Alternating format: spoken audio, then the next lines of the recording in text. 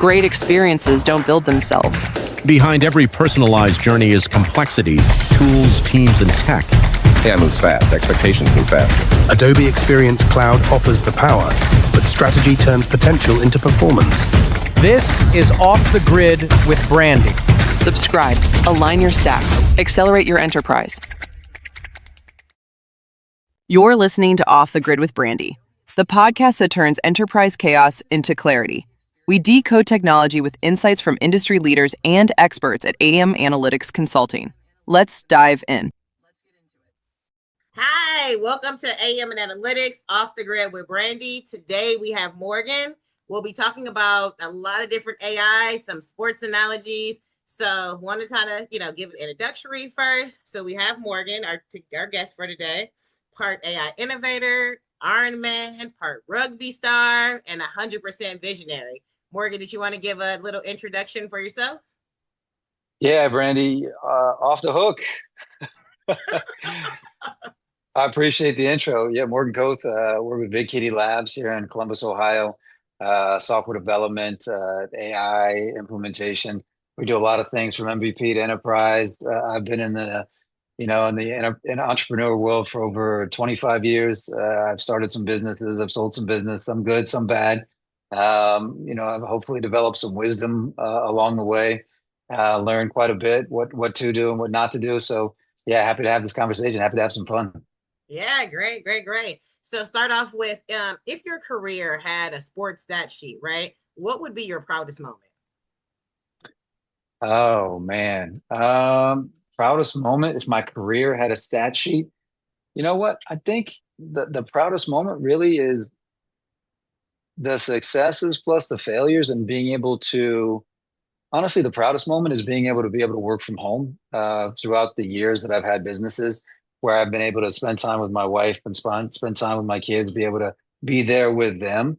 Because at the end of the day, it becomes relationships and how you handle and how you deal and what you do with those relationships that really matter through time. So that's really the proudest opportunity and moments that I've had, is being able to spend those times and those moments to be able to build the businesses in such a way that I'm able to have that time, if that makes sense. And that's not always where, you're going to, and we've had those discussions and other businesses that I've had those discussions about scaling. And it becomes, okay, you scale to a certain level and you're okay. Everybody's making money. People that you work with are making money. The people that you're paying are making money. And then you ask those questions internally. Hey, do we want to go to another level, or are we okay here? And 9 times out of 10, the answer was, we're good here. And so that gave us the foundation to be able to build and be able to do the things that we wanted to do internally, but also externally, as being a family person and having those other people that worked with me be family people as well, be able to spend that time without grinding and trying to make that, $1 million, $2 million, $3 million. If you're happy making, a couple 100,000, 300,000, I tell people all the time, stop striving for $1 million to $5 million to $10 million. If you're in the United States of America, you have your own business, you're making 100 to 200,000 to $300,000 a year, you've won the lottery. So that what I would say was proud of, being able to spend time with the family. I know that was long, Brandy, but I gave it to you straight. No, family's important. I'm a super family oriented person. So the opportunity to be able to really take time, even within my career, and still be able to, go to LA and hang out with my family. And, if you don't have that work-life balance, it can become, some of the times, we see articles all the time with CEOs who end up committing suicide because they don't have that, so it's important to have that balance of life. Yep. I mentor a lot of kids out of Ohio State University, and they're always striving or reaching and trying to get that. They always talk about millions of dollars. And I'm just telling them, hey, get that first $1,000, right? Because in business, we know, we all know, when you're starting in business, you have these great ideas, best thing since sliced bread. But getting that sliced bread sold to a consumer is a different story. And you can have the best idea in the world. I've seen great ideas fail because they didn't have the right team. They didn't have the right go-to-market strategy. They didn't do any kind of customer validation. Those things are having a great idea is I don't want to say easy, but it's not that hard, right? But having that execution from getting that great idea to actually, Randy, you buying the product that I thought about, now that is unbelievably hard. I totally agree. We can kind of segue into AI and innovation, right? Because that's our big topic, is artificial intelligence, So if we talk AI, let's kind of get into some more questions in regards to like your background a little bit. So you've moved from industrial kind of machining to generative AI. What sparked the leap? What was that differentiator that said, hey, this is where I want to be at and this is what I see?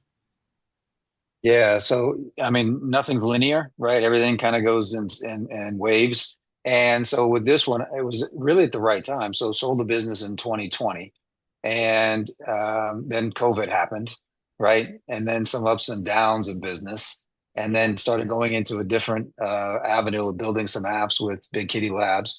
And then then OpenAI came out with Gen AI, right, with its ChatGPT, and I think the world changed at that point in time. And so from there, playing with that, really when it came out, I think it was November of that year, right? 2022, I think so. And really just started to get in and be like, okay, this is something different, a little bit something special. And then started working more with Big Kitty Labs about the Gen AI and what it can do, how it can operate, what it can, you know, create in regards to efficiencies, how do you use it, what do those tools look like? And then it became just, you start going down a rabbit hole in the beginning because everybody's kind of curious about what's happening. If you're not an expert, I wasn't an expert, not an expert now, and because AI has been around since, a long time, 50s, 60s. But then you start getting into more of the reliability, the explainability of the people I know out of University of Cincinnati. And then we start getting into the weeds a little bit and it becomes super fascinating. So really it's just an evolution from, being at that time where you kind of get out of one thing and you start developing things into another. And then you start meeting the people and start getting into technology. And then again, it's like the internet when it first came out, when I started using it in the early 90s, right? It's like, whoa, there's something here. And I think OpenAI is I'm dating myself, right? I'm like, yeah, I was using the internet in the 90s. Is that, once you start using OpenAI and its ChatGPT, you start thinking about the possibilities.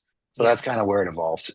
Yeah, I think for us, I was working at an organization and it was like, hey, AI is like this big thing. Let's see what it looks like in regards to from a departmental standpoint. Yep. And then how does that work into now, like you said, you can have ideas all day, but to now actually implement them and now they're your own ideas and now you're starting to build big business around it.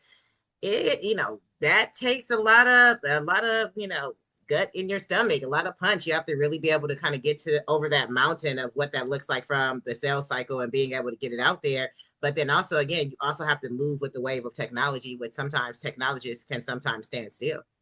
So yeah, those are great points. And it's interesting. You talk about where businesses are, where they want to be and where they think they are, right? All those things are different because what's happening is, we met in Nashville, right? And we were at that AI in Nashville. And so, talking there, and I was actually one in Atlanta, and then I'm actually one in Cincinnati.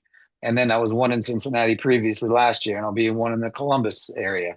And so interesting talking to all these businesses, they're having the same conversations this year that they had last year. Yeah. And it's interesting that a report came out from McKinsey. I don't know if you follow or read McKinsey, they do a great job in their publications with data. And one of the things that they had that came out just last week was, and I know it to be true because I talked to the businesses, that something like 85% of the companies out there, the businesses that are using Gen AI, are not finding any ROI because they're using it for internal purposes because it's easy, right? The Copilots of the world, the Azures, the AWSs, all these little companies that are coming out. Oh, we're going to take your data. We're going to put your HR in there. We're going to put your sales process in there. Maybe, we're going to put your, employee handbook in there. We're going to put your data so you can find out more information about, oh, what was our sales last quarter? What can we get out of it? Oh, what's the weather going to be like? Maybe how our trucks are moving and what's they're using it for basic purposes, but they're not using it for any real ROI because they don't know how. And it's interesting, especially small businesses. Small businesses run the United States of America. That's where we are. Small businesses make up most of the businesses in the United States, right? Yeah. And they're not, I'm talking to them, they don't know. You'd say, oh, well, you connected ChatGPT to an AI, but to an open AI. You connect your open AI ChatGPT with an API to your business, but you got to make sure you secure that with, some RAG or some vectors, and you got to make sure that data is secure. And that's it. They're done, right? Mm-hmm. So they're like, I don't know what you're talking about. I don't know what all that means. And you're scaring me a little bit. I'm just making, I'm adding living, but that's the point is like, we're having the same conversations we had last year. And my fear, and I think a lot of people too, because there's a lot of opportunity to create revenue, a lot of opportunity for businesses, for municipalities, for tax revenue. the United States, for the world really, but there's ways to make efficiencies, there are ways to create ROI of this, and nobody's utilizing because they don't know how. So my fear is next year when I go to these conferences and I see you in Nashville, Brandy, people are going to be like, hey, this is great. I love Gen AI. What's the last thing you've used with OpenAI? That prompt was fantastic. I'm so creative. Look at the picture I created. Like, how's that doing? What? You know what I mean? And that could happen. And they're not making any money. They're still like, oh, but I think it's getting there. There's some new tools out there, some new things about creating APIs and making it a little better so you can talk to Zapier is doing some different things about being able to talk to it and connecting things. But you need to get away from that connecting things. You need to be able to have the data in there where it's just yours and you're being able to talk to it in a voice to prompt, right? So it's getting there, but it's interesting. It really hasn't moved the needle as people thought it would. Yeah. I don't want to say it's a lot of hype because it is an unbelievable tool. But there's a lot of hype with small businesses because it's not that the technology is not there. It's just they don't know how to capture it and use it. Yeah. And then I think people don't understand, if you don't really I come from a data background, right? So my background is like web analytics. So I saw early with web analytics, the trends of how that started to look from a perspective of this data can help your company be able to save money and make money if you know how to use the data, right? Yep. So if companies are very progressive in thought in regards to, let me hire a strategist. Yeah, right. Yeah. To come in. And is that self-promo? I don't mind it. I love it. You have to. I mean, and it's not just for self-generation or self-business, right? Because we're both organizations that do AI, but it's really like, hey, if you want to be able to utilize this and not, to your point, be in the same situation next year to where it's like, hey, I use ChatGPT to help me, correct my emails. No, how can you now have, like, if you are a organization that accepts this, right, then you can set it up to be able to accept whether it's sponsorship and you can try to be able to get out to your core audience a lot better if you understand the tool a lot better and how to utilize it, right? I agree 100%. So backing up your self-promotion of consulting, that's exactly what most companies need. Even us on the software side, we get into a company and it's like they're frozen, right? You start, thinking about solutions, but you first have to talk about the problem. And you have to say, what is the problem? What's your biggest pain point? Okay, let's try and figure out if AI is even the right tool for that. Maybe you just have bad systems in place. You don't want to automate bad systems, right? So what does your systems look like? How does that incorporate into everything else that you're doing? Do you have, somebody on your team that can really lead this AI push, this Gen AI push? Do you have somebody that's on your team that understands your data? Because a lot of times, data that they have, this data that companies have, it's on spreadsheets. It's 20 years old, 10 years old, 5 years old. They're missing rows and columns. They got 0 headers. I mean, it's like, it's crap. And you're like, there's nothing we can do with this until you correct the data. Right. And then I was talking with Will over it. I don't know if you remember Will over at when he was in Nashville from Wendy's AI. Right. I was fortunate enough to have dinner with him, probably the head of AI for what they're doing in their speech for drive-thrus. And he was talking about, and I found this fantastic and fascinating, was that so when you first start with AI and you're first starting with Gen, you're first starting with data, you have these first use cases that you think, okay, I want to take this data and I want to understand, opportunities that I have within my current customers for maybe additional sales, or how can I, do whatever, something, because right in the beginning, the CEO, COO, CIO, they're like, I need to make money, right? Yeah. This is going to cost me $150,000. I need to make $200,000, right? Or the board's going to yell at me, or somebody's going to yell at me, my wife's going to yell at me. We're going to be like, no, we can't go on vacation because we just spent $150,000 on this AI stuff. What? And he or she is talking to you like, what? What are you talking about? I'm going to Disney. But back to that, what he was saying is like, so sometimes what they found was that initial data processing, the data that they were getting and the thing that they were originally looking for, like, okay, yeah, we want to upsell, this to that. And we want to, make the drive-through process quicker, but yet still enjoyable, all these things. Yes. But inside that data, there was new data that they were finding. There were certain things that they didn't see before, because now they have new ways of looking at their old data that they can now see new trends and new opportunities that are going to set them up for even more success down the road. So that's the beauty of what we're doing here. It's not taking that initial spreadsheet and going through that spreadsheet and tell me, asking some creative questions on that spreadsheet, but it's now taking that spreadsheet, asking some creative questions. which then prompt more creative questions, right? And that goes just to prompt engineering and using, and I think I've said this to you before, is the ones that are going to succeed in the market moving forward are those that are creative and not afraid to try and break something, not afraid to go outside a box and just be creative in what they're doing. Yeah, they're going to need to know a little bit of coding, they need to know a little bit of that data background, but that creativeness, that those soft skills, relationships, emotional well-being, but also being creative are going to be able to propel that next generation forward. I totally agree. And if we don't start to empower the communities and like youth to be able to understand, like you said, like some of the prospects of like prompt engineering, some of the aspects of AI, what does it look like? You know, what does it really look like to do development overall? To your point, connecting of APIs. If you don't know some of those core things in regards to tech, it's going to be hard for you to be very essential in regards to what that change and what is the person that's going to start to upset technology looks like, because that's what people are looking for right now is how much can you upset the realm of what tech starts to look like, and it starts to look more like, look, we're shaking things up. You know? How do you personally approach like prompt engineering, especially like in regards to like product design? You know, especially your engineers, how do you approach that for success? Yeah, good question. So one, I'm not the company engineer. Let's just get that out of the way. So, but for prompt engineering, you know, for creativity and so product design is brainstorming, right? So asking those questions, asking the questions that, and not only asking that first level of question, but again, always tell the people and tell our people to just go, keep going, keep going, keep going. What did I miss? Hey, what about this? You know what? Okay, I see what you're saying here, talking to the AI. I see that. Okay, well, what if you go down this level and what if you go down that? And give me 5 things that might come off of that that could be interesting based on this product design or based on these code. What level of data can I get from this, and how can I keep moving forward or backwards or just keep going? Because I think what happens is a lot of people, and that's where the creativity comes in. I want to harp on that a little bit because I think it's important, is people stop at that first prompt. And they say, okay, and they get the readout or they get the product, they get the images, they get the things like, you know what, that's good enough. And you see it on the internet and you see it in your emails, you see it in the memos that you get, you see it in responses that people give you on LinkedIn. I mean, that's not okay because that's not good enough, right? And a lot of people you see are just stopping at good enough. I mean, I see emails written by people that, you know, 100% it's AI that just wrote the whole thing. There's things that are off, names are wrong. I mean, it's like you didn't even care about me to even try, right?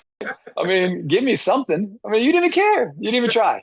So I think that's when you talk about product design, you talk about anything like that, or even when you talk about code, because I just saw Microsoft is now using, you know, OpenAI or some sort of Gen AI to write 20% of its code. That's going to be 40. That's going to be 50, right? Yeah. And there's going to be a problem too. You know, now I'm getting off topic of that, but I'll stop there. But I think creativity, again, going back to creativity, understanding that keep diving in, keep going until you come out with something that, you know what, that's a little bit like me. I like the way it tweaked it. And I'm going to take it from here. And now I'm going to put my skills into it. Or I'm going to put the team skills into it. And I think that's where people get lost a little bit is they stop there. They don't change it a little bit to who they are. They don't put their voice into it. They just leave it alone thinking, oh, I just wrote my ChatGPT. This ChatGPT is based off of me. I put my stuff in there. So when it comes out, it's coming out like me. No, it's not.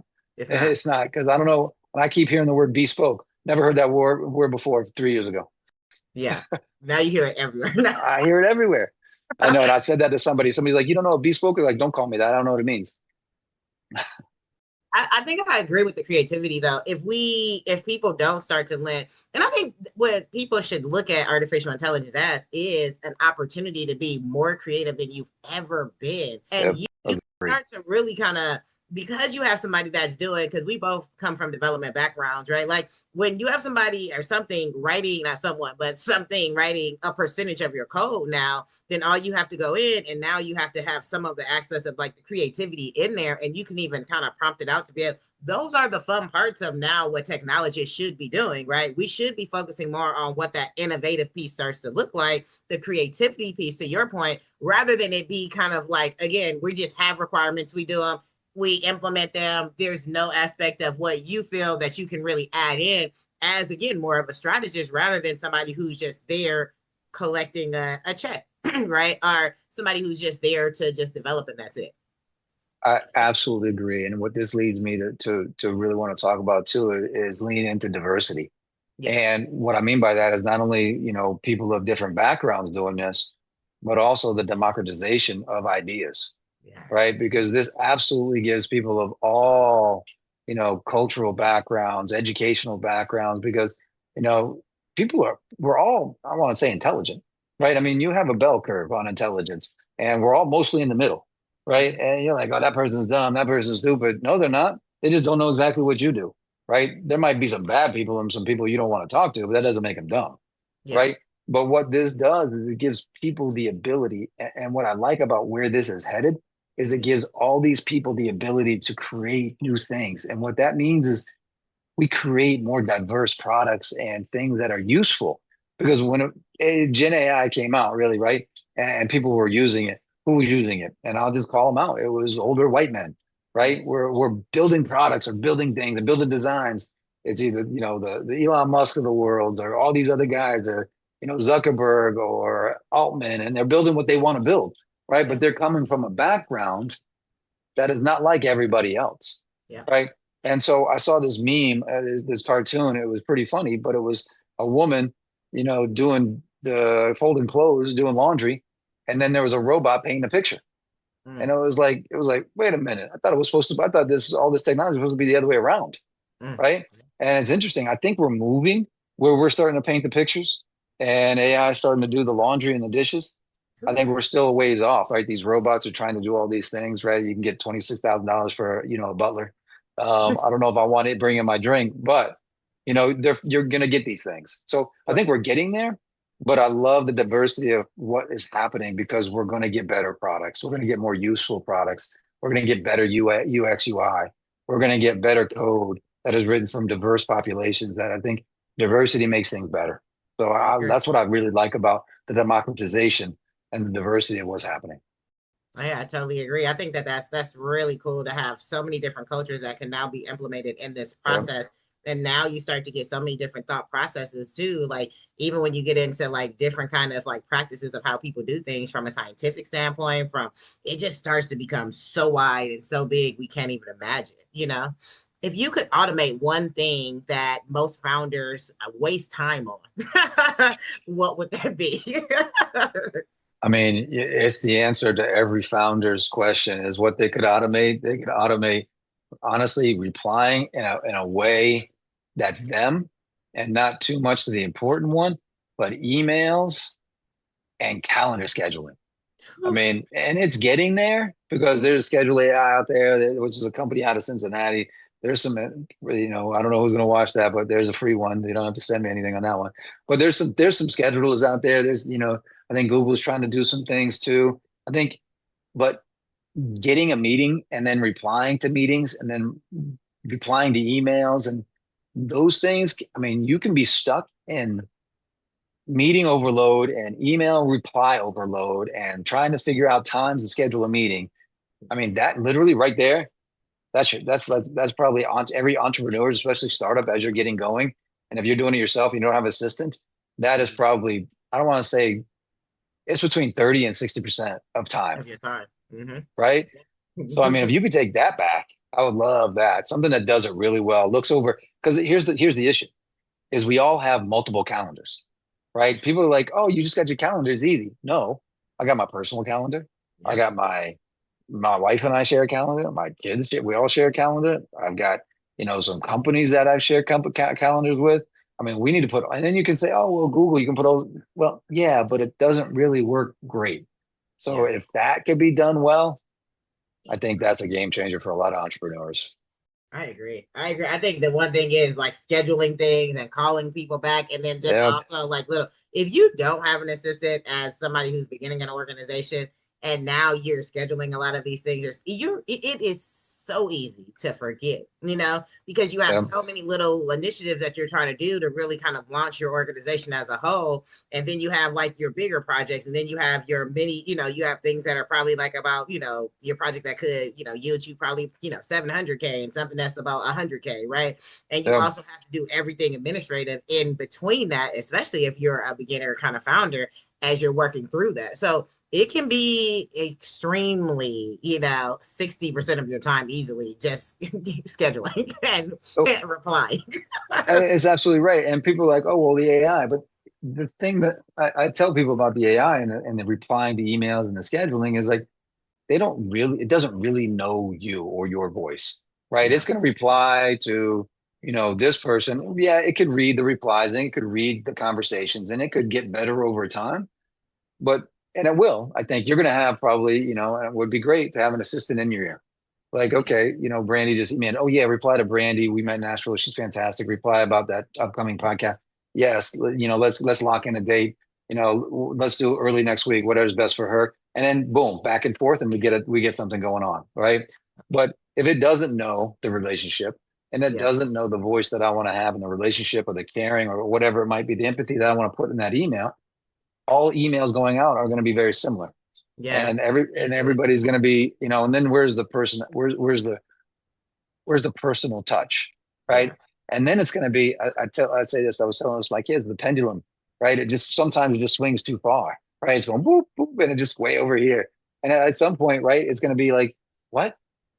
You had a Zoom call with a human? Holy cow, what was that like? Right? They still do that now. Yeah, you had an email and you went back and forth with an actual human. Man, that must have been a waste of time. I can't believe you did that. Yeah. You actually called somebody? What? You text somebody? You think? I bet you didn't. It wasn't a human. No, it was. No way. No, so it's gonna be interesting. It is. It's gonna be extremely interesting. What's the moment you saw AI enhance someone's life, like personally or professionally? Or is there some standout moment like that where you saw it? Man, I know when it pissed people off. I can tell you that moment. My daughter's a creative writer out of Ohio State University. She just graduated, and I remember showing her, and she was pissed. She's like, "Who's using this? Why would they use this? This is awful."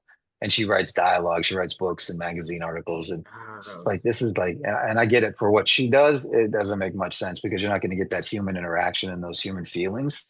Yeah. So I remember that distinctly. She was not happy about that. Still gets triggered if you really bring it up. Change somebody's life. There was something, I can't remember what happened, but there's actually some things coming out, right? There was one where there's DNA that they were using, right? It was the not the CRISPR, but they were editing, and it looks like, I think it's here, it might be here. Is it here in Ohio, National and Children's? But it's somewhere, and they're going to save that person's life. I mean, so that kind of stuff in biotech is going to be absolutely fascinating. It's going to save people's lives, right? There's just things that compute's going to get stronger and better and faster. There's going to, less power is going to be used. We're going to have more power, and these things are just going to get bigger and better. And they're going to be able to do things and think about things and compute things that we just had no idea. Yeah. And it's going to save people's lives in the biotech field for sure. Definitely. In the healthcare industry. So for that, for sure. All the other stuff that we do, I mean, changing people's lives by helping their invoicing go from 45 days to 5. Yeah, cash flow is better. They get to pay their people on time, which I think probably saves people's lives, I guess, maybe. But, I think that stuff in the biotech world that I've read, I think is very fascinating, and about saving people's lives and about making a huge difference, but also go back to the democracy, democratizing this. I think it was going to be a huge boon for people that didn't have access to something like this, right? Because I mean, some of the things that caused people to stumble and not even get out of the blocks was because somebody would come to them and be like, "Oh, well, you need a business plan." Business plan, right? I get it. What? I'm on the streets here, man. I'm trying to develop this thing, and you're telling me I need to spend the next 3 months developing a business plan? Oh, you need an accountant. You need an attorney. You need this. You need to set up this company, do that. I mean, it's almost like these barriers were set up on purpose to stop people from creating and innovating, at least certain types of people. But now those barriers are gone, right? You can create a business plan in less than a day. You can Yeah. create an LLC. You can get a business up and running in less than a day. You can create an MVP through Figma for relatively cheap and get ChatGPT to help you create that thing and prompting. You can get social media up and going. You can get these things at the start of a business up and going with one person in less than a week if you really have the good ideas. And I Yeah. think those things, I think, are changing people's lives. Yeah, I totally agree. I think especially from the perspective of, small businesses that don't have, like you said, all those external resources, Yep. and also too, not have anybody to go to even ask these questions Bingo. too. Yep. Because if you don't have somebody who you can say like, hey, and really one, be able to articulate the question of like even what you need. Because like, what do I even need to start a business, right? There are a lot of these companies out here that are charging people $2.99, to be able to, get your LLC when it's free, so or you pay like the city fee or something to that point, right? But a lot of people don't understand like some of those small nuances that will allow them to be successful because people have tried to monetize every aspect of everything. When now a lot of organizations can really, to your point, now go to ChatGPT, sit. Now, again, you have to kind of prompt it out in regards to what you're really looking for success, but it makes it so much easier for people to compete. And I think a lot of people just want that opportunity to just have an opportunity to compete, So Yep. Absolutely agree. Absolutely agree. super important. What tech stack do you think people should use for building or, scaling up, especially like any like real-time tools, anything that you've heard out there, or especially applications like, areas like coaching, right? Wellness, leadership support, since, those are some of the areas that, that it seems like you kind of thrived in or, are of interest. Yeah, it's so interesting. So, I mean, I say I was old school. I actually built a health coaching app back in the day. Yeah. So I've done that, and I don't do anything with it. But I went down a rabbit hole in health coaching and coaching and learning about health and wellness. So I've done that process, and it's interesting. So I've used just about everything, right? Whether it's from Fitbit to Garmin to Android to Apple to my own, which I still use all the time. But for me, really, I've been doing like this stuff for so long. I do use Apple Watch, but it's interesting when you talk about wellness. There's so many things out there from biohacking to longevity, to so many different like bro TikTok videos on how to eat well or fat diets or all these other things. It almost is the basics. It's like you say, what's the tech stack that I use for or should use? It's like eat mostly vegetables. get good sleep. Don't eat too much. Exercise, lift weights occasionally, go on walks with loved ones. Have relationships that you care about and that are meaningful. Is what technology is like. Honestly, don't use technology. Just be the person you think you can be. Eat the proper foods. Everybody, I don't say everybody. It's interesting when I talk about, and I know we're getting off technology, even AI, but it's interesting when you talk about well, that does go to AI a little bit because we live in our bubbles, right? And we're like, oh, people should know about this. Like ChatGPT, wait a minute, what? When you're prompting, what do you mean? What are you talking about? Right. Yeah. And you talk about that same thing with like, health is like, oh, people should know kind of what to eat. Don't eat the bag of chips. Don't eat the Doritos. Don't eat the donuts. Like people are like, yeah, but yeah, you can, but don't eat too much, right? But it's interesting. Oh, McDonald's is okay. No, it's not, man. No, it's not. Don't eat McDonald's, no. but I mean, at the same time, technology is great if you want to really start fine tuning stuff. But like MyFitnessPal or counting calories, if you need to get to a certain place for your wellness, then these things are great places to start. But the object of all of those is to not have to use them after a while, knowing that, hey, I've used MyFitnessPal. I understand that I was eating 3,000 calories. I thought I was only 1,500 calories, right? But now I know I'm eating 3,000 calories. Okay, I need to cut that back. And over a course of 2 weeks, I'm going to be diligent about counting my calories. I think that's one of the most important things. You want to talk about health is people overeat.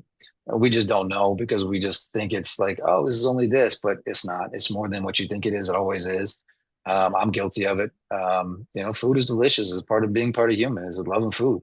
But I think so. If I said anything, count your calories. That's the tech stack to use. Yeah, I tell you. And I think also too, I actually have my family doing this right now. We're starting at the 5th. We're doing a 10-day fast, right? So Yep. people don't understand 10 sometimes day, even the 10 10 day. day. Yeah, Randy, 10 days? 10 day. I just finished a 10-day Oh, what's fast. that? I just finished a 10-day fast. Did you? Good for you. Yeah, I think Man. people don't understand the proponents of like some of the cell generation, Yep. regeneration that happens there, Yep. Yep. some Yep. of the, all of the different things. It helps with like neurological aspects. So like when you are without bad foods, right? Like we were talking some of the chips, some of the aspects of some of the fast Yep. foods, you separate yourself from it, you allow your body to start to regenerate some cells and start to clean itself up. That is the best AI you can possibly get because now you can live longer. Now you're more successful. Now your body is operating at levels that it didn't before, And there's a lot of research on like how people are doing 15-day fasts or 40-day fast, only because it really starts to regenerate so many different cells within your body that it turns into something completely different, right? So I totally Yep. agree. Yep. Fitness is important. It is. And it's not even just about living longer, it's about living better. Yeah. Right. Because I think, people like, oh, I'm gonna live to 150. And I was thinking, oh yeah, that's great. And I was thinking, really? I want to live to 100, but I want to live to 100 well. Well, Right. exactly. And I think that there's the difference is there's a lot of things out there when it comes to living longer and living better that are Yeah. out there for, I mean, we can get in the weeds of like, peptides or hormone replacement or, supplements that may or may not work. And then when you start getting to the bro science of, protein or creatine and all these things that are like good for you, but at what point are they not good for you? Yeah. So yeah, no, I agree. But the fasting is absolutely, you're right. There's a lot of things going on with fasting that are extremely helpful. Just calorie restriction in itself is good for, maintaining health. But then it becomes to the point where we are human and part of being human and enjoying being a human is food. So, I understand that too. Yeah, yeah. If you were to complete this sentence in 5 years, AI will Okay. be the best teammate for. Oh, families. It'll be the best teammate for families to be able to do the things they enjoy without interfering too much. Yeah, I Right. And totally I think agree. that's the technology and that's the rub. Yeah. Because going back to fitness and health and mental health, right? You can use ChatGPT and they've got chatbots for mental health. It's caused people to commit suicide. It's caused people to go off the rails. It's caused people to do more drugs. It's caused things to go real wrong, right?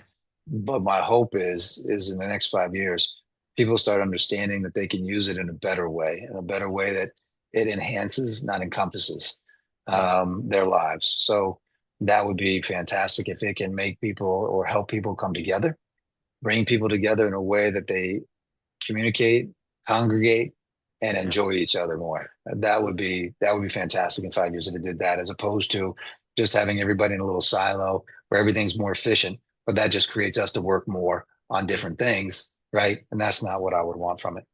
I agree. I agree. Time saver so you can spend time with your family. I totally Bingo. agree with that. Yeah. That's it. That's it. Not time saving so you can get to another email Yeah. And work more. and schedule another appointment. If we go into like leadership and tech culture, right? Which is important because I think a lot of people don't understand conceptually the concept like of leadership and what that looks like, especially within tech, right? What's one leadership principle that stayed the same even in this AI fresh or AI first kind of world? Common sense. Yes. Common sense. You wrap that with empathy, Yeah. and you get what I call radical common sense. Mm. It's just something built around these soft skills that does not change. And I think it's even more important. I talked about in the beginning that these soft skills of just, and common sense is kind of nebulous. It's what is that, right? But it's just having the understanding and the wisdom to be able to empathize and create and understand the person that you're with and the things that you're trying to create together as a team. So once you understand those things, then the culture becomes better, the product becomes better, the workplace becomes better, your business becomes better. Yeah, yeah. I think I've always looked at every team I've worked for, either, when working for an organization or even working on my own projects, is like I've always looked at all of my teammates as like family. And, I Yep. approach it that way too. And I've always like made time for people to say, like, hey, don't consume yourself with this. This will be here tomorrow. Make sure you take time to be with your family, make sure you love on them. Because if you are so consumed with work, we get to miss out on so many beautiful things of life. Yep. And when we Yep. are living in that creative path, then we get to experience life more, but it also starts to impact our work more because we become more creative, you know, and that's like super important. So I totally agree with you. You know, you've built companies and you've sold companies. When do you know when it's time to pivot or push? Yeah. So one is I'm gonna push back on you a little bit on family, is that family, treat them like family, love Mhm. them like family, but let them go, not like family. Yeah, Family you hold on too long. Sometimes you need to let people go. yeah, Um, I but agree. but for that, the learning to pivot is honestly is wisdom. It's the ones that you didn't pivot fast enough has taught me when to pivot. Mhm. And those early on miscalculations, making things, spending money too much, too long doesn't, you know, when you're young, you don't know, Yeah. right? And I think, and that's the thing where it's interesting. Like I was reading too that the more successful entrepreneurs are those ones between the 40s and 50s. Mhm. Because it's that wisdom that they know. Honestly, it's probably pivoting and creating better teams, Yeah. right? And knowing not to burn yourself out because you've done it before. Yeah. So, understanding to pivot is one of those things that you really kind of have to learn. And I wish there was, right? If there was like a formula, hey, when did you know to pivot? I know to pivot when I ran out of money. That was one of them. Wait, So be I honest learned. though. I didn't. I just realized the bank account was zero. And I couldn't go down that path anymore. Yeah. So, it really comes down to now I know, like, okay, when something's not going right, you start to feel a little bit and you're like, okay, this is uncomfortable, whether it's a team member, whether it's an employee, whether it's a business partner, Yeah. whether it's, a product that you're building, and you start seeing some signs that you're like, okay, this feels familiar. And Yeah. then, I don't think anybody is perfect at pivoting. It's like gambling, I suppose, like, or stock market, betting, right? It's like, oh, I'm going to pick the right one every single time. It's not going to happen. You're Yeah. not going to hit the right point every single time. You're not going to buy low, sell high every time. Sometimes you're going to buy high and be like, I'm right there. And you're going to end up selling low, right? Yeah. Because it's just like, that's what happens. Yeah. So I don't know if I gave anybody any advice on that, except that you're going to have to go through the pains Yeah. of figuring it out on, you can read all the books you want, but it's like reading about football. You can read all the books you want about football, but until you go out and play it, it's not going to happen. Like Mike Tyson, it's old, but it's true. Everybody has a plan until they get punched in the mouth. And You they know what I fall out. mean? And it's Yeah. like, whoa, I don't even know what happened. Yeah. I think corporate America allowed me to be able to understand, especially from a managerial perspective, on when to pivot away from employees because Yeah. you can have such a lending heart sometimes that you really want to see people succeed. So you become more invested in people rather than the product. Yeah. And that becomes extremely hard, because now you're maybe vested in their families and you're invested in so many aspects of their lives because, you want to be a Sherry manager, but then you don't want to be a two Sherry manager because at some point, if they're not producing, you do have to let someone go. And I remember having rough conversations like that where, I used to, because my family lives in Los Angeles, so I would invite people over to my house in LA, like some of the people who worked on my team, and like, come on over because we have a Christmas that is usually about sometimes 100 to 200 people, right? It's like, Wow. yeah, come on over to our house. We have family Christmas, and everybody. And then it'd be hard if I had to look at that person the next, month because they're not doing well on the team, and now I have to write them up and so you do have to become vested, but then it's also too like you have to from I think corporate America, what it taught me is to you have to also know how to pivot out of those situations also so that you can also always have a successful team so that you don't get so caught up in in trying to protect your team. I think it was like an article or a book that I read one time that it talked about the founder of like Blueberry. No, not Blueberry, but what was the old tool that BlackBerry, right? BlackBerry, So yeah. Oh, yeah, right. BlackBerry, and they were talking about how the owner of BlackBerry really said like, hey, everybody is going to always need things for emails and texts. So we're not going to go away from this. We're going to stick to this BlackBerry because this is the wave of the future. And everything around him was going towards the iPhones and the smartphones. He said, no, I don't care. And that attitude and that type of mindset led him into becoming bankrupt, right? So Yeah. you have to be at a point to where you understand how to pivot. Absolutely. And that goes to a couple different things. One, you got to have those soft skills to be able to have those mindset where you're not, so narcissistic that you believe only what you believe, right? But that also goes back to diversity. You need to not have the same yous on your management team, right? You got to have different people to look at different perspectives and trust those people and give them ownership in those products and in the management team that they're in, and say, hey, I trust you. I value your input. Tell me what you have to say.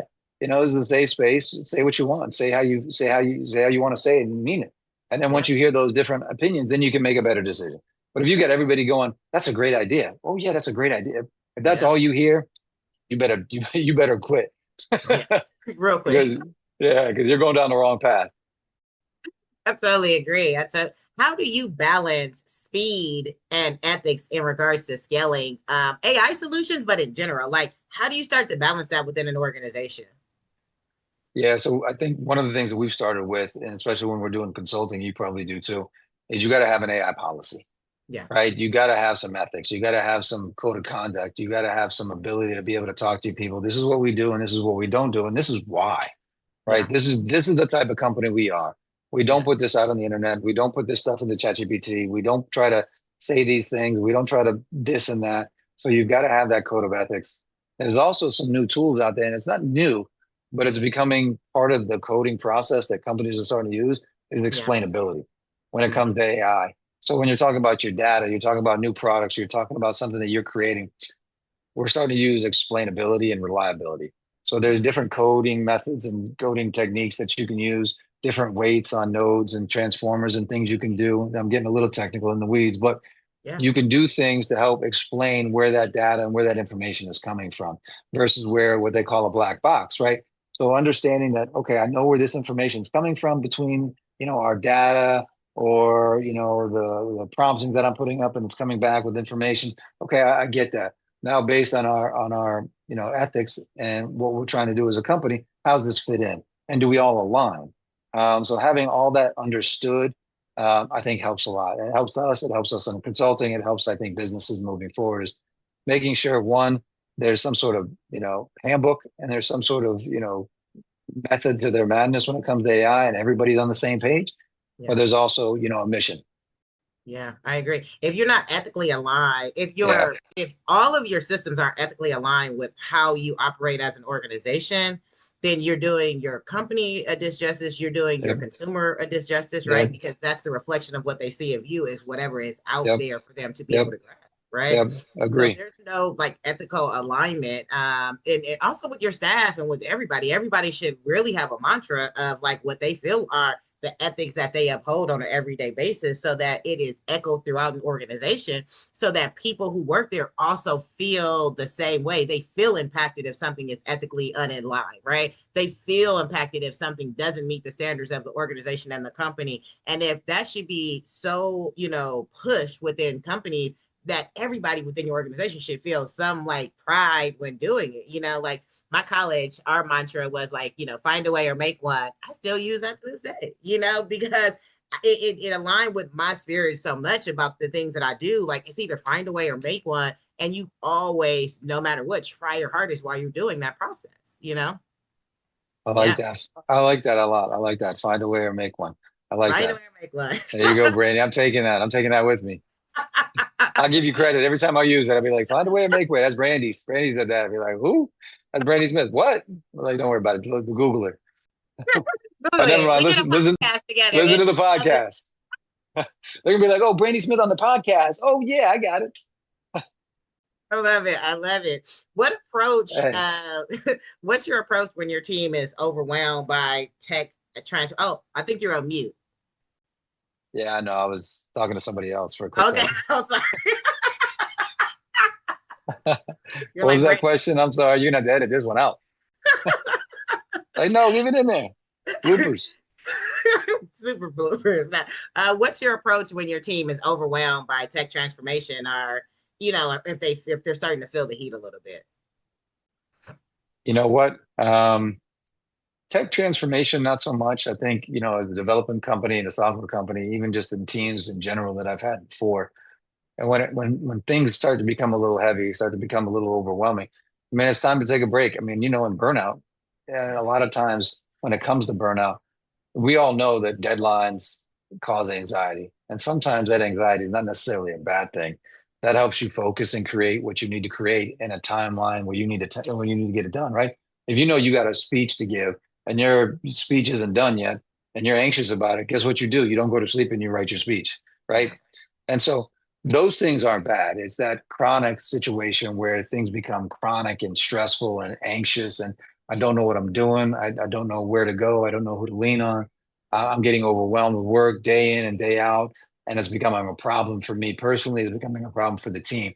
Those are the times and situations you want to kind of get in there, not kind of, you want to get in there and be able to, what can I do to offload some of the things that's going on?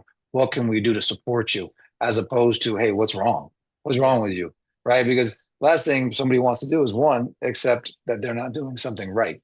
Right? It's not like, what can I do to help you? It's like, here's what I'm going to do to help you. Yeah. Right. So that's what we try to do is say, okay, we see something's going on. Okay, we got this team member that can jump in and help. Or you need to have this break, then take that break. It's okay. We understand this isn't rocket science. There's deadlines that are going to come. We'll come in and help and support to work with the team and get stuff done. Because I think that's the stuff is that chronic pressure that's consistent over time. And you see that as a manager, as an owner, right? And I've had it in businesses where you just keep piling it on, right? You're like, oh man, things are going. It's like, oh, when when it rains, it pours. That's great because we're making money. But if it continues to pour, you got to realize, okay, we all need a break, right? Because you can't be working 24/7, 365, even if you're making a ton of money, because we talked about in the beginning, that's not what it's about in the end of the day. No. So it's that chronic pressure that we work on, and we see that's where we need to interject and say, okay, what do we do? How do we need to help? And here's what we're going to do to help, because we got protocols in place. Okay, if this is happening, you're feeling this way, okay, you need to load something off. You need to pass it on to a teammate, and that's okay. So you got to give people the freedom and the opportunity and the space, the safe space to be able to do those things. Yeah. Because otherwise, it's going to be 6 months later, and you're going to have two teammates quit, and they'll be wondering, what happened. Right. Well, burnout culture didn't support them.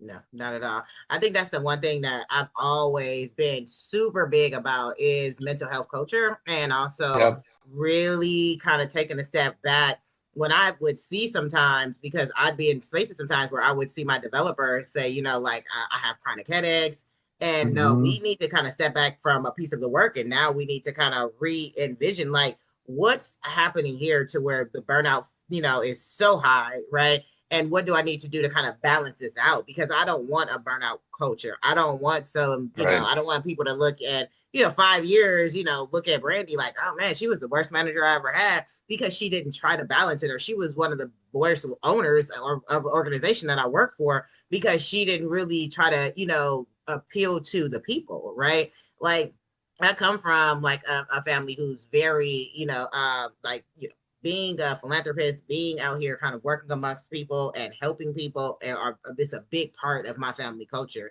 and ensuring that people are happy and working with underprivileged communities. All of those things are super impactful. So you want to make sure, all of those things are important, that where you want a good reputation to kind of continue to go through with everything that you do, because your reputation is what you have. Your word is your bond, right? So like, if you don't have a good reputation, that people look at you as like somebody who's like, just like driving people to death instead of like having some relief for them, it's not a good culture to have. It's not a good culture. And, when you talk about mental health and mental wellness, and you talk about burnout, and you talk about culture, the studies are out there, and this is factual, is that people leave jobs not because of the pay, it's because of the culture. Right. And it's interesting, Zuckerberg is throwing out, $100 million for bonuses for people to work because there's an AI shortage of talent. Right. But what are you going to have to do for $100 million bonus? How many hours are you going to have to put in? What's that contract look like for $100 million? Do you think that's a 6-month contract? No. No, it's not. So my point is, it's like all the money in the world is not going to help you when there's nothing you can do to spend it. You're not going to have any time to enjoy it. You're not going to have any kind of relationships, because you're going to be just head down, grinding out what you supposed to think you're going to be doing. And that's not the way people want to live. And so back to your point is that burnout is real, but if you can have a culture where you're supporting one another, that burnout can lend itself to better culture. because of the way you handle that burnout and the way you treat others and the way you treat that relationship that you have. So there's a lot of things that go into it, and money is not one of those things that usually keeps people. I mean, unless obviously there's extenuating circumstances, but most people want to work in a place that's supportive, caring, understands them as a human being, has relationships with everybody that they can if they want to, but has that free space and also gets paid what they feel like they deserve. But it's not the end of the day where it's just, hey, I need my money. It's more, you know what? This is a great place to work. This is where I want to be. And you know what? I'm not going to go anywhere. Yeah. I've had plenty of people tell me, Brandy, I've stayed at an organization just because of you, and that like lends to my heart more than anything. It makes me feel very, like, man, I'm fair, or maybe I'm a cool manager, or maybe I'm a cool. I'm gonna say you definitely are. Yep. You hiring? Come on over. These are always really good questions in regards to what are some of the books that you believe like made you a better leader? What are at least 5 books that? Oh man, your 5 books is way too many. So interesting. You talked about the Ironman in the opening remarks. So when I did the Ironman, I read 40 or listened to 41 books. Wow. In just 10 months. Because that's how much on the bike or running I was doing, and I would not recommend it. But no, I mean, it's different. It was a great thing. I'm not, Ironman is fantastic. But so through those books, it was interesting. So I read and listened to anything from Mandela to Agassi. There was a kick where I was into, obviously the biographies that I just mentioned, the autobiographies. Yeah. And then I was into, I read Harry Potter, listened to Harry Potter a couple of times. You talk about business and you talk about life. Getting to Yes was a good one. There's so many different books that you glean so many different ideas from so many different things. Like there was a book I read actually 20 years ago. Let's say I'm dating myself. And I don't know if anybody would remember this book, but I don't know if you do, but it was called Rich Dad, Poor Dad. Yeah. You remember that one? Mm-hmm. And it was interesting. So it was like that book from so long ago. One of the things I remember about that is he was talking about his book. He's like, I don't know how good this book is. It probably isn't the best book, but it's the best selling book. Yeah. And the point was something doesn't have to be the best to be the best selling, right? Sure. And vice versa. So that stuck with me. And there was another book by, Seth Godin. I don't know if you know who he is, but he's a marketer. And his book was, I think his book's titled My Turn or Your Turn. But in that it was, and that this stuck with me too. And this is for all the entrepreneurs out there who is ever listening. I think there's 3 of them.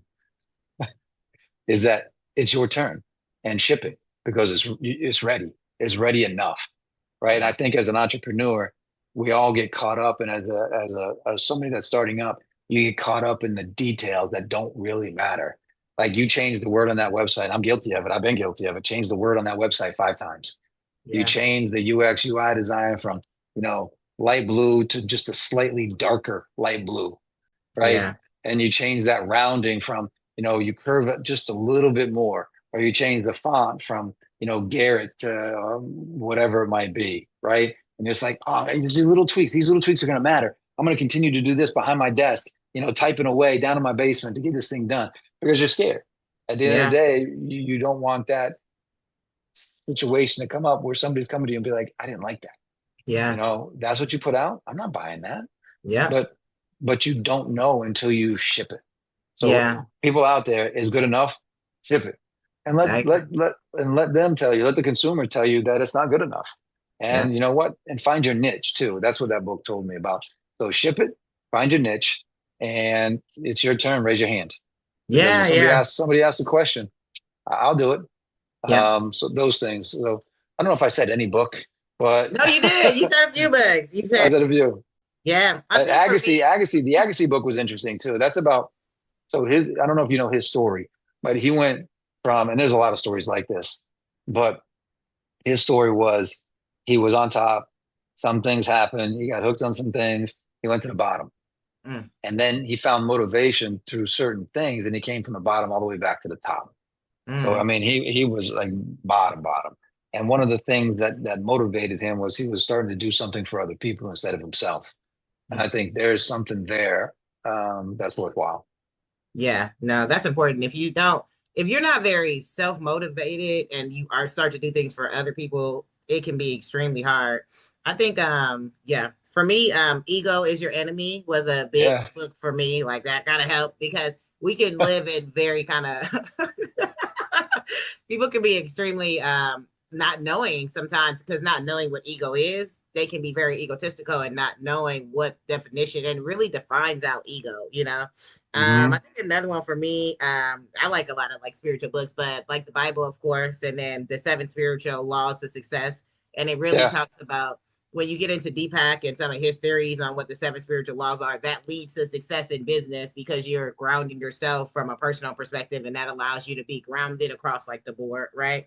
And then I like, I think it was one other book too that I really, really like. That it was like it was a book by a coach. Well, The Alchemist, and there was one other book by a coach that a coach wrote, and he worked for like most Fortune 500 organizations, and his job was literally a football coach, and they start bringing him in to do consulting like at the biggest organizations you can possibly think about. So what it can tell you from that perspective is you can be at any place in your life if you have a good process and a good method, right? It allows for success across the board. So those are some of the books that I really enjoy. I agree. You know, certain skill sets translate to different types of businesses and organizations. It doesn't matter where you go. You could be over here, you can be fantastic, and you can translate to somewhere else and be fantastic there. Absolutely agree with that. Yeah, I totally agree. If AI were your co-founder, right, what would you argue with it about the most?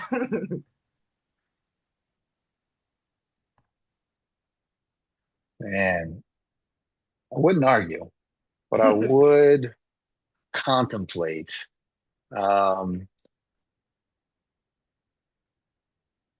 time being spent on the appropriate areas. You know, are you, so some co-founders that I know are, you know what, it's interesting. So it depends, right? Co-founders, that still goes back to wisdom because some co-founders are really astute at what they're doing and when they're doing it and why they're doing it. Yeah. And some are just willy-nilly without rhyme or reason doing things. Yeah. When I think if I was going to argue with it, it would be like, are you sure? Have you thought it through? Have you thought about the, you know, the circumstances? And sometimes you just try things, right? Because you don't know, right? Whether it's, I mean, marketing is an art and a science. You just got to throw shit against the wall and see what sticks. And then if that's the one that works, then let's double down on that one, right? Yep. But sometimes, you know, you can just, you know, you know what? Let's go with this because I feel like it's right. Really? What? You feel like it's right? I mean, you know what? I believe in gut feeling, but let's think about it before we just pull the trigger. So I think if I was going to argue about it, you know, if it's just started doing things, and I need a little bit of, I'm old enough to understand I need a little bit of explanation. You got to take me to dinner first. Yeah. You got to spend a little money. I mean, that's right. That's right. Yeah, no, I totally agree. I think better founders, better owners, right? You are thinking through because it's very easy at the beginning of any business that every idea is the grandiosest idea of the year. And it is going to make you $1 billion, right? Yep. And I think with wisdom, you start to do more deductive reasoning to say like, okay, well, this makes a little more sense here. Let's test this out a little bit more. Let's bring in the right people. So, you know, I think those things start to become super, super important, right? Yeah. Mm-hmm. Yeah. If we kind of get into wellness, right? So when wellness meets the machine, so if we talk about mental resilience, emotional tech, all the things that really matter. So sometimes like especially when you co-founded Wellness U, right? How did you find the blend from a tech and psychological way to like be use-of but non-intrusive, right? Because when you get into kind of like that mental, like, you know, that mental resilience, that like emotional kind of aspect, how do you find the balance, right? But again, you don't want to be too intrusive. You don't want to be too, you just don't want to be too intrusive. Yeah, I think that's part of the rub, right? That's the good and the bad. So with Wellness U in particular, I think anything where you get into apps, you know, so built this before chatbots came out. And so with that being said, there was the stickiness of not wanting it to be gamified versus wanting to make sure people understand that they can get into it. Yeah. But that's the problem, right? Is that trying to find that tech to emotional to human connection. And that's the hard part. And so where we are now with Wellness U is the technology is there. The adherence, getting people onboarded into the app and mental health app, I think people are all gung ho. The Yeah. problem with any app and any technology is you got to make it sticky. Yeah. You got to get something where they're going to be using it when even sometimes they don't need it. And then they're going to have to remember it's there without being a problem with too many notifications. Yeah. And Yeah. that's honestly something we didn't solve. We haven't solved it because what happens is you're competing against Instagram. You're competing with young people, especially TikTok. You're competing with these messaging apps. You're competing with gaming. You're competing with, these other gambling now. You're competing with all these other things that are happening that the apps that aren't getting the stickiness how many apps do you have on your phone, Brandy, that you need to delete? Yeah. Yeah. How many do you use? You probably use 5. Yeah. Right. So Honestly. that's the problem is, getting, and TikTok did a great job of coming out of almost nowhere and putting this social media app into the, forefront of people. They made it sticky. You can look at and read papers about how they did it and read books about what happened and what they did. Right. But those are far and few between. And that's the thing about AI. When you talk AI and the mental health, we talk about this a little bit, they can go off the rails. Right. And you can get stuck into, and there was a report out, I don't know if you've seen it, the more you use AI, the dumber you become. Yeah. Right. And because the more reliant on you, the less you're thinking for yourself. So there's a fine line between using apps like that for mental health versus just causing more problems. And honestly, we haven't figured that out yet. I don't think anybody has. Yeah. So there's a conundrum there for sure. Yeah, and I agree. And I think the good thing is I think people are starting to take mental health a little bit more serious and wellness a little bit more seriously. I think before there was like this gap in communities to where people didn't feel like it was as important, but now people are kind of being more reflective and saying like, oh, you know what? No, like depression is a real thing, a lot of different other, multi-personalities. These are all real things, and I think at some point in time, they didn't really look into these issues as much and as heavily. So it is better that people are supporting kind of like mental health a lot more than what they were in the past, so hopefully that can kind of start to be an uplift in some of the applications that really focus in on these areas that we need more wellness, right? Rather than more things that just like kind of make us a little bit more, a slave to kind of looking through different aspects of applications, and we're looking through things that just kick in our dopamines real quick, that kick in our excitement areas real quick, and then all that goes down. We need things that actually apps that help us with that mental health aspect. And what does that look like to become more of a rounded person? Yeah. Yep, Yeah. agree. What's the most overlooked mental health challenge for most tech founders today?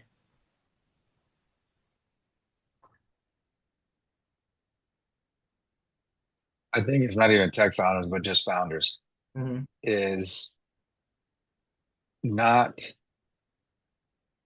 being real with yourself and being honest with the people around you. And it goes into the mental health game, but there's still a stigma, and you talk about like we work with, have worked with student athletes, right? And, it's interesting that there is more talk and there is more support, but there's still that stigma, right? I mean, LeBron James and Kevin Love and you name that superstar can come out and say, hey, I'm not feeling it right now. I need to take some time. Yeah. But you get that man or woman who's number 8th, 9th, 10th on the depth charts. Mm-hmm. You think they're saying, hey, I'm stressed. I can't practice today. I got too much going on in my head. You think they're saying that, or you think they're fighting for their life in that spot? Fighting. They're fighting. And you think they're going to say, hey, coach, I need a break. I can't do it today. You know what that coach is going to probably say, rightfully or wrongfully, and be like, hey, take your time, relax, go do it. I've got Samantha. She's going to jump in for you today. You take it up. And that person, like Joan, is thinking, wait a minute, Samantha's coming in. Samantha's been fighting for my spot for 3 years, right?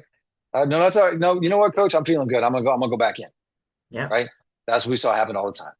Yeah. So the issue is with founders and with anybody that's running a business or having any kind of situation is being honest with the people around you. Because what happens when you're a founder that you don't talk about, the late nights that you're staying up thinking about how you're going to pay not your rent on your business, how are you going to pay your mortgage, how are you going to pay your credit card bills, how are you going to get those groceries done because your spouse, your significant others is saying, hey, for the last 6 months you said you were going to start making some money and you haven't done anything. Okay, I just need 6 more months. Those are the conversations that founders aren't talking about between each other, because those are the real conversations that are happening. Like, hey, how are things going? Oh man, it's good. I'm at that grind. I'm grinding. I'm doing everything. I'm sailing all the time. Okay, how's that feel? It sucks. It doesn't feel great because I'm not making any money and I haven't made any money for 6 months. But I believe in this product and I believe in this thing. But they're not talking about it. They're like, oh, I'm raising money. I just talked to this VC. He said it was a great idea, or she said it was a great idea. Did you get a letter? Did you get a letter? Did you get anything that said that, you get a letter of intent? You get anything, like any kind of paper? No, they said come back in a month. And when I'm, making some money. Okay, go make some money. Right. Yeah. Oh, I will, but I got to get the other MVP done, but it's these things that my credit card is maxed out. My mortgage is late. I'm trying to feed my kids and, I probably got to find another job. But then what's that mean to me as a entrepreneur, right? As a founder, what's that now mean to me as a person? Because now I'm not that person anymore. Now I'm just somebody that's working a job but has another job. It was a hobby. You know what I mean? So those mental aspects of being an entrepreneur, people are not talking about. And they need to talk about it more because it's real, right? The stress of, your spouse or your significant other that you put on yourself because of what they're thinking about you or your friends or their colleagues or even your other teammates or the people on the team. Like if you show, hey, you got doubt or that you're scared or that you're not making any money and you're broke and you need to go find a job. How do I ask for a job when I'm supposed to be doing this fantastic new product that I'm making? Right? Yeah. Those are all things that are hurting founders because they're not talking about it.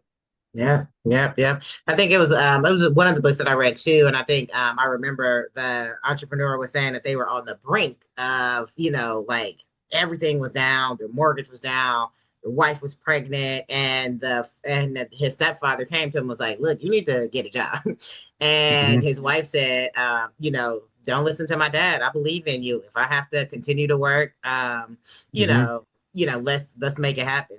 So let's kind of get into the last portion of this, right? The last one it's a game that we play, right? And all right, I love it. Let's get into it. So this will be quick and we can kind of close it on out. So here we go.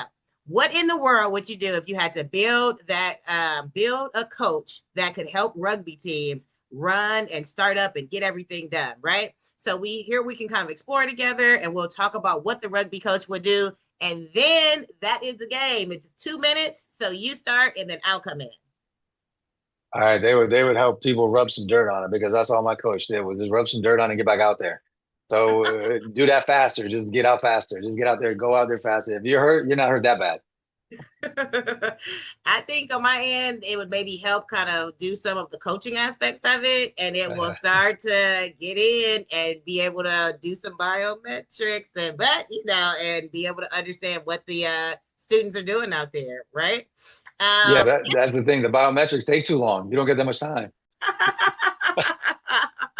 Thank you for the game, right? Any closing thoughts, right? Like, what's something that you would like to kind of end with to tell founders just how great this world is, or anything in general you would like to kind of close out with? I want to say thank you for the opportunity. I appreciate that, Brandy, to just talk with you, to be in your space. You're a fantastic human being. The energy is palpable even through the screen. So I want to say that first and foremost. I appreciate the opportunity to talk to you. Really, the biggest thing that I want to take that people take away from this, if I could, is that relationships matter. That at the end of the day, the people you talk to, the people you interact with on a daily basis are the ones that are going to propel you or the ones that keep you down. And so how you interact with those people, from your teammates to your coworkers, to your co-founders, to your kids, to your wife, to your spouse, to the people on the street. When we leave this space of being a founder, we're still going to have relationships, and those relationships are going to matter. And the relationships you build as you're creating companies or working inside companies, those are relationships you're probably going to want to have, hopefully, if they're the right ones, for the rest of your life. And Yeah. so take care of those because those are going to be meaningful. Yeah. Thank you very much, Morgan, for coming on. You have a Appreciate it. great day, and I Thank appreciate you. you coming on the podcast. Thank Bye. you. You too. Bye. Bye-bye.